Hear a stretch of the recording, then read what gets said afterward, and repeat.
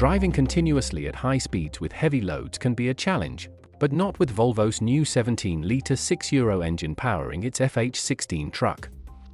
Developed to take on the most demanding transport assignments, the new engine comes with 3 power levels: 600 horsepower, 700 horsepower, and 780 horsepower. Torque levels have been increased to 3,000 Nm, 3,400 Nm, and 3,800 Nm in the top version. The higher power and torque levels translate into faster engine response, better drivability, maximum productivity, and improved fuel efficiency. The D17 engine is equipped with a single efficient turbocharger that boosts engine responsiveness and improves the driving experience. Volvo's innovative patented wave piston design optimizes combustion and reduces emissions, while the new injection system ensures the best fuel economy, and the increased peak cylinder pressure enables high power output.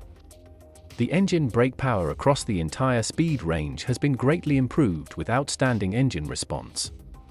This enables fast gearshifts and results in less wear and tear on the brake pads and disc brakes, while being more efficient going downhill.